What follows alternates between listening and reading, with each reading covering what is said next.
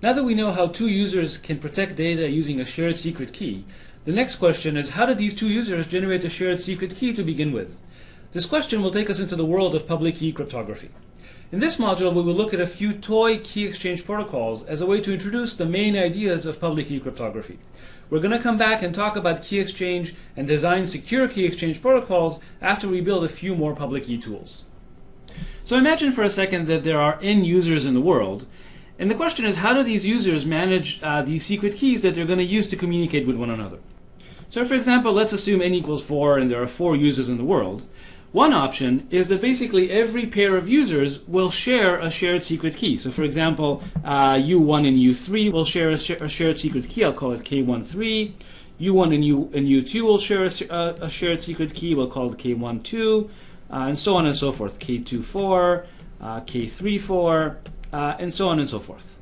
K14, and finally K23. The problem with this approach is that now there are many shared keys that users have to manage, and in particular every user has to store in the order of n keys if he's going to talk to n other parties in this world. So the question is, can we do any better than storing n keys per user? And the answer is yes, and one way to do that is what's called an online trusted third party. I'll use TTP to denote a trusted third party. So the way we're going to use a trusted third party is every user will now share a single key with this trusted third party. So user 1 will share a secret key, user 2 will share a secret key, and here are our friends Alice and Bob. Let's call their secret keys K sub A and K sub B. Okay, so now the nice thing about this design is that now every user only has to remember one secret key. The question is now, what happens when Alice wants to talk to Bob? Somehow the two of them have to engage in a certain protocol such that at the end of this protocol they will have a shared secret key, KAB, that the attacker wouldn't be able to know. And so the question is, how do Alice and Bob generate this shared secret key, KAB? So let's look at an example toy protocol for doing that. So here we have our friends Alice and Bob. As usual, Bob has his key KB, which is shared with a trusted third party. Alice here has her secret key KA, which is also shared with a trusted third party. So here the trusted third party has both KA and KB. And the question is, how do they generate a shared key that they both agree on, but the attacker would have no idea what this shared key is? So here we're only going to look at a toy protocol. In particular, this protocol is only going to be secure against eavesdropping. It's not going to be secure against more tampering or active attacks. As I said, we're going to come back and design secure key exchange protocols later on in the course. But for now, just to introduce this idea of key exchange, let's look at the simplest mechanism that's only secure against eavesdropping. So in other words, adversary that listens to the conversation won't know what the shared key KAB is going to be. And so the protocol works as follows. Alice is going to start by sending a message to the trusted third party saying, hey, I want a secret key that's going to be shared with Bob. What the trusted third party will do is it will actually go ahead and choose a random secret key, KAB. So the trusted third party is the one who's going to generate their shared secret key. And what it will do with this key is the following. It's going to send one message back to Alice, but this message consists of two parts. The first part of the message is an encryption using Alice's secret key, using the key KA of the message. This key is supposed to be used between parties Alice and Bob, and she includes the secret key KAB inside of this message. Okay, so just to be clear, what's happening here is that the message that gets encrypted is the key KAB plus the fact that this key is supposed to be a shared key between Alice and Bob.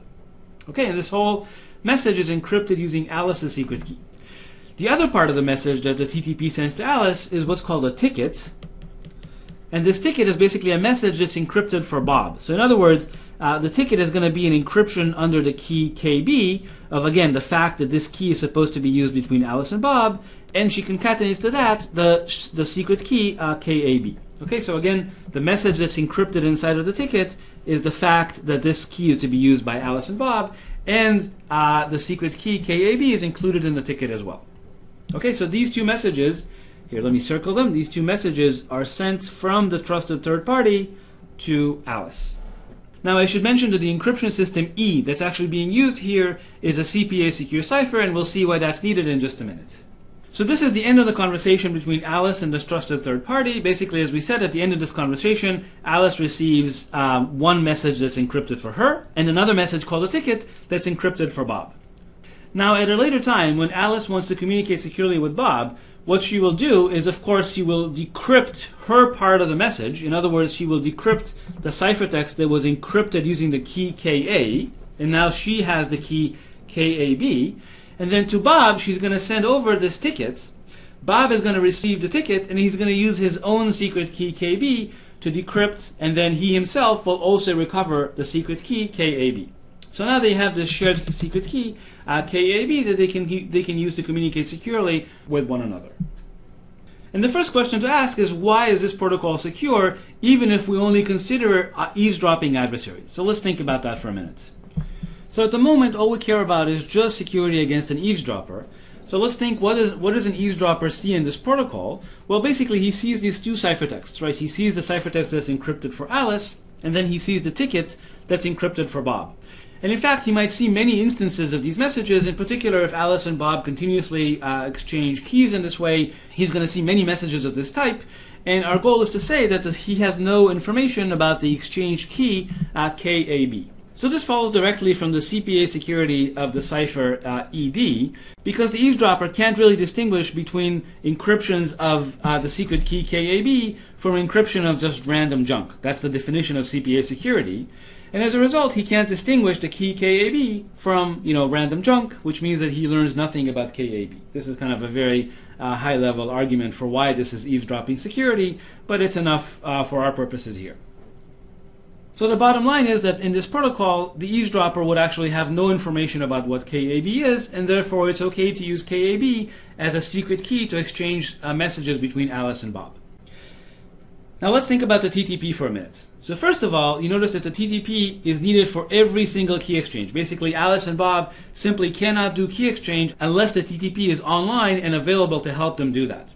And the other property of this protocol is that, in fact, the TTP knows all the session keys. So if somehow the TTP is corrupt, or maybe it's broken into, then an attacker can very easily steal all the secret keys that have been exchanged between every user of the system. This is why this TTP is called a trusted third party, because essentially it knows all the session keys that have been generated in the system.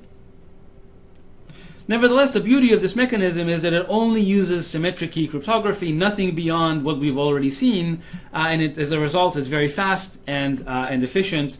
The only issue is that you have to use this online trusted party, and it's not immediately clear if, for example, we wanted to use this in the World Wide Web, who would function as this online trusted third party.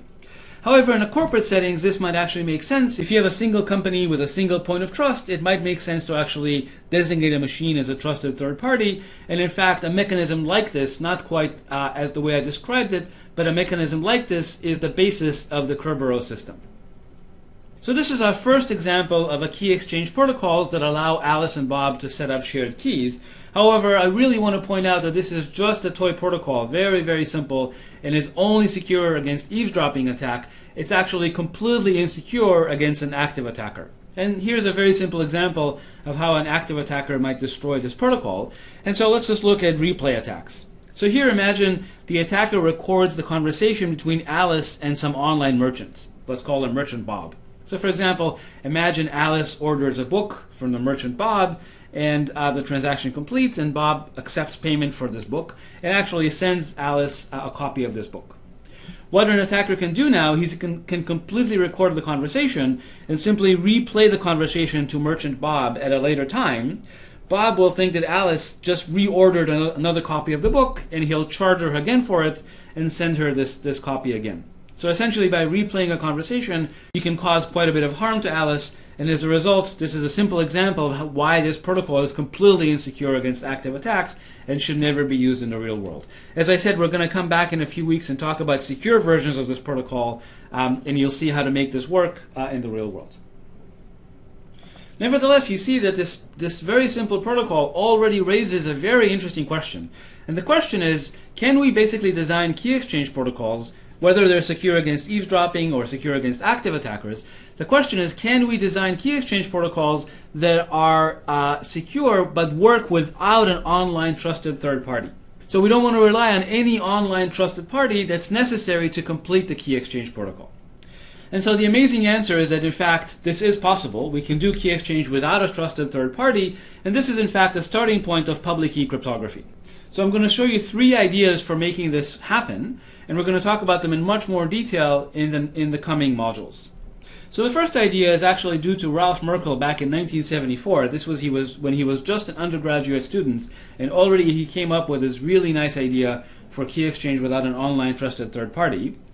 So that's one example that we're going to look at. Another example is due to Diffie and Hellman back in 1976. They both actually working here at Stanford University came up with this idea that launched the world of modern key cryptography.